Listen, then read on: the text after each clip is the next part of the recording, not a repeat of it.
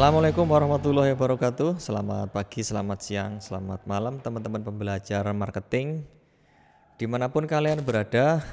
Hari ini kita kembali belajar di mata kuliah lab pemasaran. Jadi pada pertemuan sebelumnya kita sudah membahas di bagian yang pertama dari 9 elemen dasar marketing itu. Saya review kembali. Yang pertama kita bicara tentang marketing strategik, di mana dalam marketing strategik itu kita pernah bahas bersama-sama tentang segmentasi, kita pernah bahas bersama-sama tentang targeting, dan kita juga pernah bahas bersama-sama tentang positioning ya, itu dimasukkan ke dalam marketing strategik. Nah kemudian setelah selesai marketing strategik itu kita mesti bicara marketing taktik. Lingkaran yang kedua kita bicara marketing taktik, dan di marketing taktik itu kita akan belajar tentang 3 hal juga. 3 hal yang harus kita kuasai dalam marketing taktik itu ya. Yang pertama yang disebut dengan bauran pemasaran atau marketing mix. Ini saya kira teman-teman masih ingat semuanya. Kemudian yang kedua nanti kita akan bicara tentang selling, dan yang ketiga kita akan bicara tentang diferensiasi. 3 hal itu yang akan kita bahas di marketing taktik. Nah, sekarang langsung kita bahas ke yang pertama di marketing taktik, yaitu marketing mix atau disebut dengan bauran pemasaran. Teman-teman yang pernah belajar di semester 3 atau semester sebelumnya pasti sudah pernah mengingat, pasti pernah mempelajari bersama-sama, bahkan pernah mendiskusikan tentang marketing mix ini. Kenapa? Karena marketing mix itu sebetulnya sejak awal sudah disampaikan ketika kita mulai membedah tentang definisi konseptual dari marketing itu apa. Tak ulangi, sebetulnya kita sudah membedah tentang konsep marketing mix itu ketika kita mulai membahas tentang definisi konseptual marketing itu apa. Versinya Kotler-Keller misalnya. Pernah disampaikan di satu buku bahwa pemasaran adalah satu proses dan seterusnya yang di dalamnya ada bagaimana meng-create produk, bagaimana ada strategi penetapan harga, bagaimana ada strategi pemilihan saluran distribusi, kemudian juga ada bagaimana merancang, bagaimana meng-create promosi. Nah berarti dalam definisi marketing itu di dalamnya ada marketing mix. Berarti kalau kita membahas tentang marketing ya berarti di dalamnya ada marketing mix, atau kebalikannya kalau kita mendiskusikan tentang marketing mix ya berarti kita bicara tentang bagian yang mendalam dari marketing itu. Cuma teman-teman saya ingatkan sekali lagi bahwa marketing mix itu kan juga berubah. Marketing mix itu juga mengalami sebuah evolusi. Kalau di awal kita pernah kenal marketing mix itu dengan 4P, di mana ini bukan hal yang asing bagi teman-teman pembelajar marketing. Kita kenal P yang pertama ada produk, P kedua ada price, P yang ketiga ada place, dan ada promotion. Meskipun nanti kalau kita bicara secara mendalam tentang promosi, itu kita juga akan belajar bareng-bareng tentang bauran promosi atau disebut dengan promotional mix. Di mana dalam bauran promosi, di mana kalau dalam promotional mix itu nanti kita akan bedah tentang advertising, kita akan bedah tentang personal selling, kita akan bedah tentang sales promotion, kita akan bedah tentang public relation, dan kita akan bedah tentang direct marketing misalkan. Dan bahkan nanti kalau kita bicara P yang pertama, kita bicara produk pun ada namanya bauran produk. Di mana bauran produk kita akan pelajari, kita akan diskusikan tentang panjang produk, kita akan bahas tentang lebar produk, sampai kita akan bahas tentang tingkat kedalaman produk. Di mana tingkat kedalaman produk itu menunjukkan bahwa kita sebagai perusahaan mampu meng-create produk, kita mampu meng-create produk untuk memenuhi kebutuhan, keinginan dan harapan konsumen secara lebih mendalam, maka disebut dengan tingkat kedalaman produk. Nah kemudian tidak hanya itu, tidak hanya 4P, tapi mengalami sebuah evolusi yang awalnya dari 4P ya kan menjadi 7P, atau nanti bisa juga ini berubah, berkembang dan seterusnya. Nah perubahan antara 4P dan 7P itu sebetulnya ketika kita nanti bermain-mainnya itu adalah di lingkup jasa atau servis. Ingat bahwa marketing prinsipnya kita bicara tentang 2, kita bicara tentang lingkupnya itu adalah barang, dan yang kedua itu adalah lingkupnya jasa. Kenapa demikian? Di antara keduanya memiliki karakteristik yang sangat berbeda antara barang dan jasa. Maka strateginya juga berbeda. Strategi penetapan harga berbeda, strategi pelayanan berbeda, strategi distribusi berbeda, strategi promosi berbeda, dan sebagainya. Bahkan kalau kita langsung menentukan indikator untuk customer satisfaction, seorang konsumen terhadap barang dan customer satisfaction seorang konsumen terhadap jasa itu kan jauh berbeda. Sangat-sangat berbeda. Jelas kalau kita lihat dari ciri-cirinya barang itu kan jelas bisa dilihat dan sebagainya kan. Bahkan kita bisa trial dulu.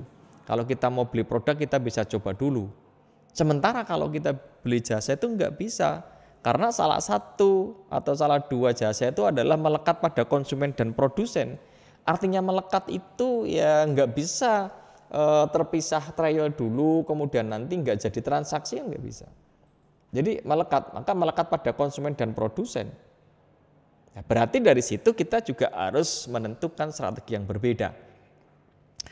Teman-teman pembelajar, secara konseptual ini versinya Kotler sama Armstrong ya, kalau kita bicara tentang marketing mix. Disebut ada perangkat alat bla bla bla dan sebagainya. Prinsipnya tadi udah tak sebut, ada produk, ada harga, ada distribusi, ada promosi yang dipadukan dan seterusnya. Yang prinsipnya adalah menghasilkan respon yang diinginkan dari target market atau kemarin kita sebut dengan segmentasi targeting. Segmentasi kita bicara tentang dari kelompok market yang awalnya sifatnya hetero kita jadikan homogen, kemudian kita kerucutkan mana yang ingin kita layani dan sudah kita bahas bersama-sama tentang targeting itu seperti apa. Nah teman-teman, sekali lagi ini sebetulnya kalau kita bicara tentang marketing mix, perubahannya seperti apa sudah saya sebut di awal. Marketing mix mengalami sebuah evolusi yang awalnya itu 4P menjadi 7P. Marketing mix 4P di sini dan marketing mix 7P di sini. Penambahan 3P itu teman-teman bisa perhatikan, yang pertama itu adalah di bagaimana tentang people. Ya, yang pertama bagaimana people-nya, yang kedua bagaimana prosesnya, dan yang ketiga adalah bagaimana tentang physical evidence-nya. Nah, 3 tambahan itu sekali lagi ini akan bisa kita terapkan, ini akan bisa kita aplikasikan kalau kita bermainnya adalah di jasa. Sudah saya sebut karena memang ada perbedaan karakteristik di antara barang dan jasa. Ya kan? Nah, selagi kita bahas di sini, kalau kita bicara produk, langsung aja mulai yang pertama ya pasti kita bicara tentang desain produknya kayak apa, tentang teknologi yang digunakan kayak apa, kemanfaatan atau value-nya kayak apa kan? Quality misalkan kan, kita bicara quality. Kualitas produk itu seperti apa? Perlu saya sampaikan kepada teman-teman, kalau kita bicara kualitas produk itu kan harus ada indikator yang jelas. Kita bisa mengatakan produk itu berkualitas, kita bisa mengatakan, kita bisa mengklaim bahwa produk kita itu berkualitas, itu kan mesti harus dilihat dari beberapa indikator. Ya kan? Indikator diantaranya versinya Garvin kan ada 8 atau 9. Mulai dari dilihat dari fiturnya, kemudian dilihat dari keandalannya, dilihat dari keawetannya, kemudian dari estetiknya, dan masih banyak yang lainnya.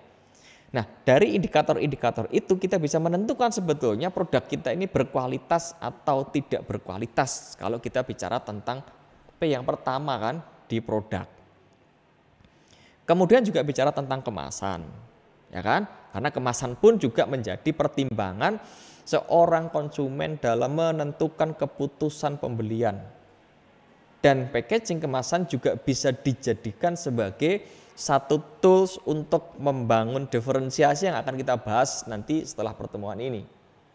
Ya kan? Karena sekali lagi kita punya produk, kita punya service atau kita punya jasa itu harus punya diferensiasi dibandingkan dengan produk-produk pesaing kita yang menghantarkan, yang menawarkan value yang sama. Ingat, value juga merupakan satu indikator utama yang akan menjadi pertimbangan seorang konsumen itu puas atau tidak puas. Termasuk branding. Ya kan? Merek nanti juga akan kita bahas di marketing value. Ya kan? Merek itu nanti lingkaran yang ketiga ada marketing value, ya kan? Kenapa dikatakan marketing value? Karena brand itu kan sebagai value indikator, sebagai payungnya. Dan bahkan di versinya Hirmawan Kartajaya dikatakan bahwa merek ini bagikan sebuah nyawa dari satu produk.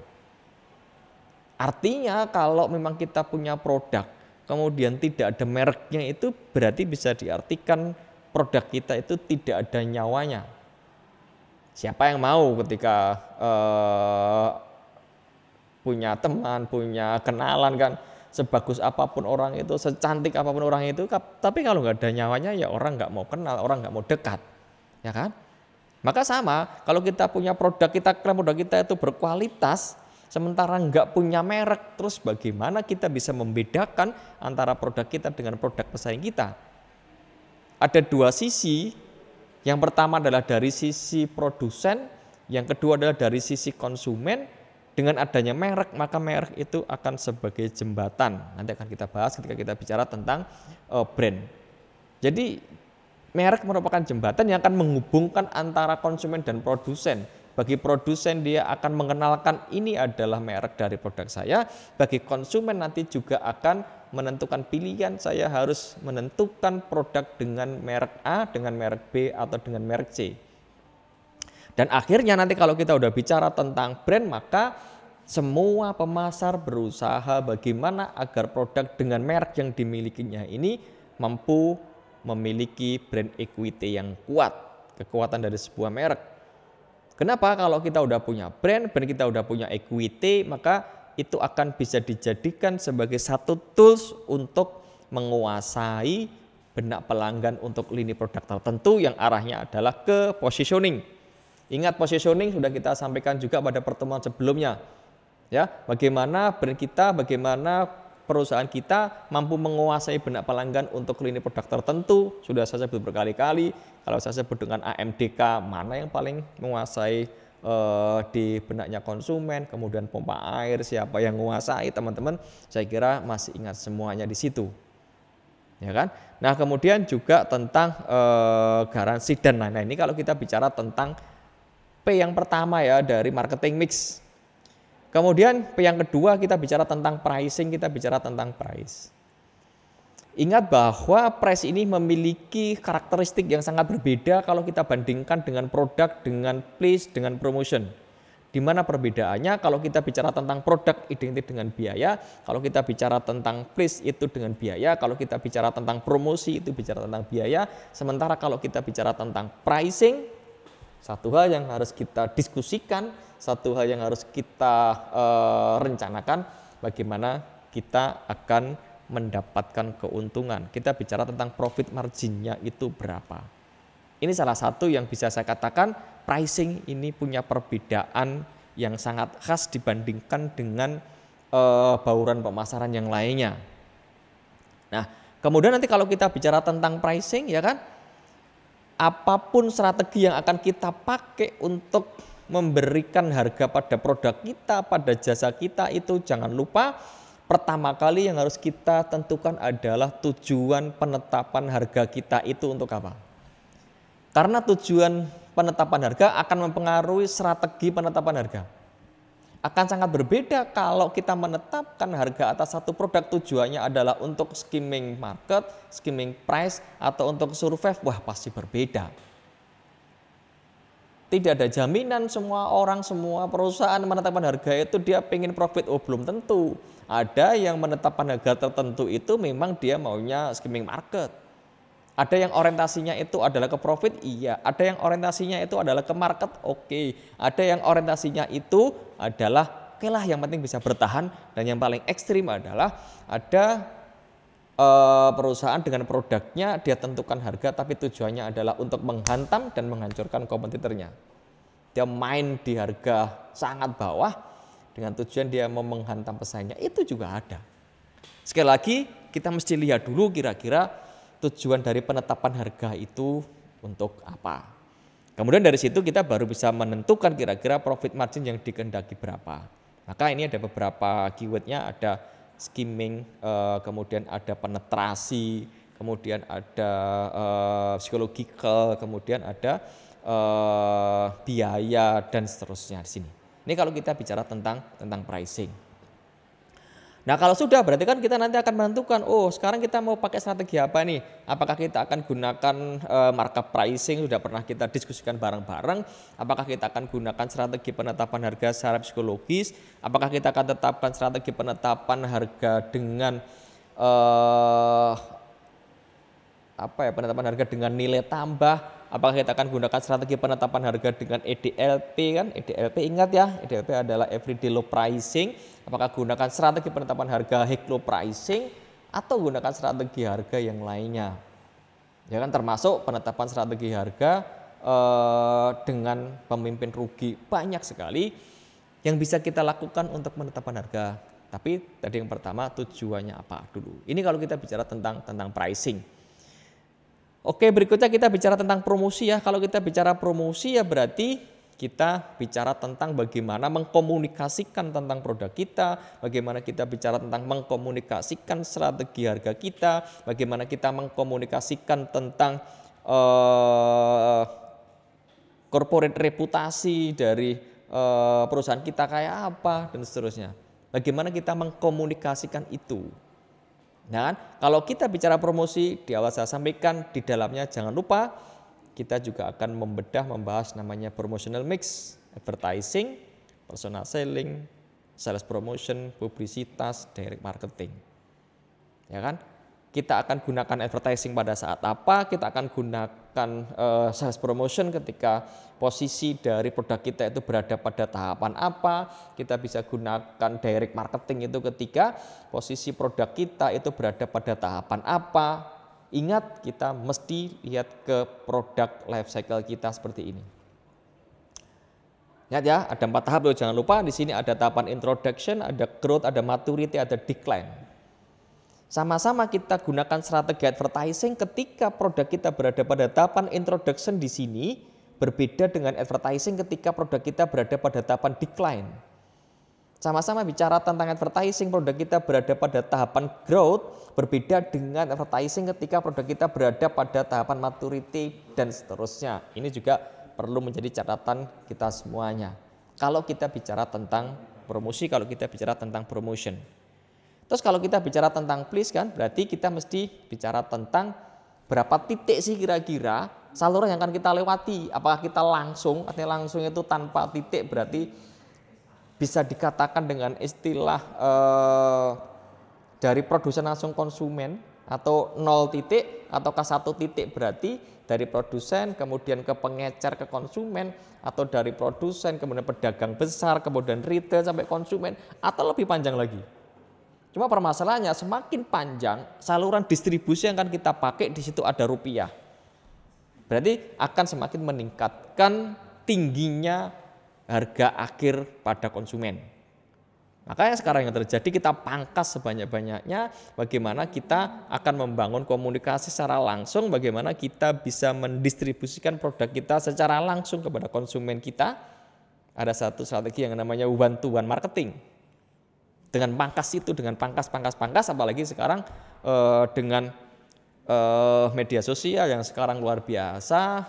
Sekarang kita berada pada era yang sudah terkoneksi, sangat memungkinkan kita kembali dengan one to one marketing dengan mengoptimalkan satu hal yang namanya database. Ingat kalau kita bicara di sini kan. Oke. Kemudian kita langsung masuk ke 3 tambahannya. Bagaimana kalau kita bicara dengan people, ya kita bicara tentang orang-orangnya, bagaimana pelayanannya, kemudian bagaimana budayanya dan seterusnya. Ingat, ini paling cocok kita gunakan kalau kita bermain-main di jasa. Bagaimana orang-orangnya, bagaimana people-nya. Kemudian kalau kita bicara tentang proses, ya kan? Ini kan proses berarti kita bicara tentang relevan dengan industri jasa dan seterusnya. Udah saya sampaikan juga. Physical evidence berarti kita bicara tentang fasilitas fisik yang mendukung servis kita. Meskipun kita bicara servis, meskipun kita bicara, loh saya jual jasa, tapi ada kemungkinan satu hal yang dipertimbangkan oleh konsumen itu adalah physical evidence-nya. Ya kan? Fasilitas di sini saya langsung kasih contoh nomor 5. Gak usah jauh-jauh ketika teman-teman menetapkan pilihan untuk kuliah di kampus tertentu ST Surakarta misalnya, Anda kan beli jasa. Ya kan? Tetapi ada faktor fisik yang mesti Anda pertimbangkan, bagaimana gedungnya, bagaimana fasilitas labnya, bagaimana fasilitas yang lainnya. Padahal itu kan fisik, maka fisik juga menjadi salah satu indikator yang dipertimbangkan ketika konsumen akan melakukan pembelian terhadap jasa. Nah, dengan demikian lengkap sudah marketing mix secara singkat kan, saya ulangi, ada produk, ada price, ada place, ada promotion, dan tambah 3 lagi, proses, people, dan physical evidence. Nah, kalau kita bisa meng-create strategi kita dengan memperhatikan mulai dari 4P plus 3P, maka produk kita akan punya P yang kuat, produk kita akan mampu mengantarkan value yang lebih dibandingkan dengan produk pesaing kita, sehingga kita akan bisa menguasai benak pelanggan pada lini produk tertentu, dan nanti dampaknya kita bisa membangun customer satisfaction yang bagus, dan tingkatan yang terakhir dari marketing kita akan punya database customer loyalty yang luar biasa. Demikian yang bisa saya sampaikan di materi ini. Jangan lupa nanti kita akan diskusi lagi pada perkuliahan secara offline. Terima kasih atas perhatiannya. Mohon maaf atas segala kesalahan dan kekurangan. Saya akhiri. Assalamualaikum warahmatullahi wabarakatuh.